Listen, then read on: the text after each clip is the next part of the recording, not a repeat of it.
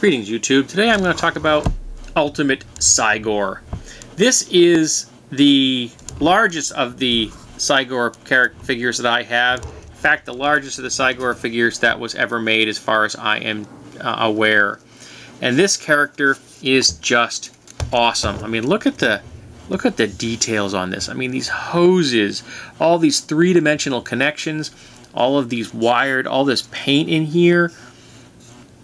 I mean, look at the stitches across the back. You can tell, like, you know, there's these things buried under the skin. The armor in here, his arms are ball sockets.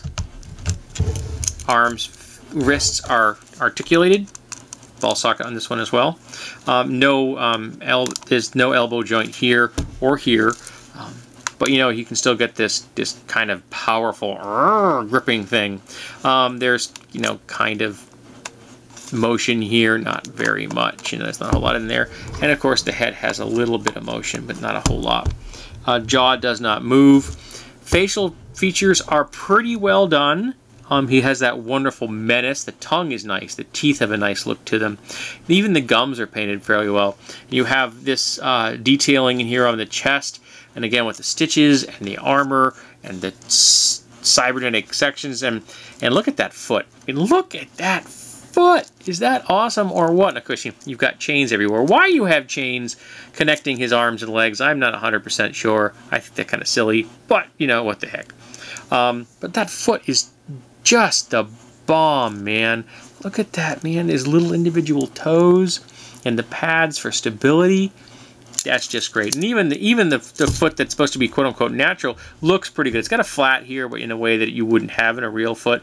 But I still think it's pretty well done.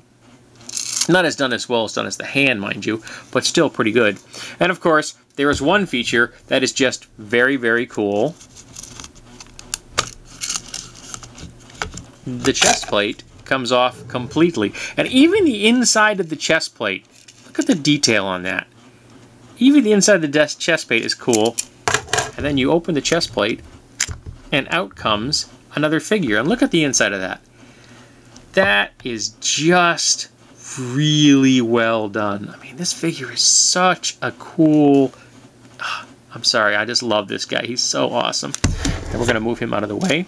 And we're going to take a look at his little assistant.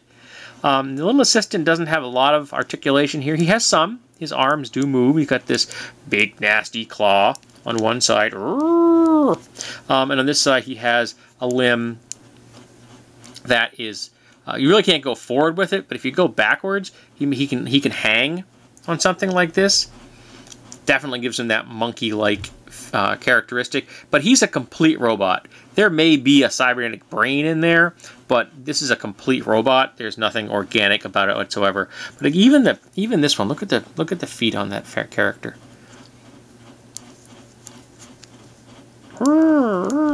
Just really nice work. The nature in here, because it's completely robotic, you don't have to have space for organs. Though of course you probably have to have space for, you know, mechanical devices. And he does fit completely inside the torso. I don't keep him in there because it's very tight, and I'm afraid I would deform the figure after time.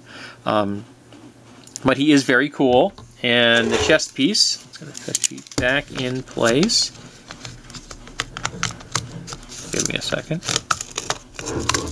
Make sure the chain isn't in the way. There we go. And he looks, you know, just as good and as menacing and as powerful as ever. This is just a great figure. I love Cy-Gor. He is so cool.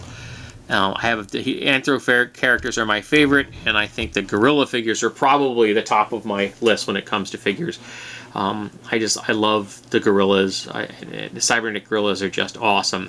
So this is the Ultimate Cy-Gor. I think he's well worth your time if you're ever going to get your hands on one.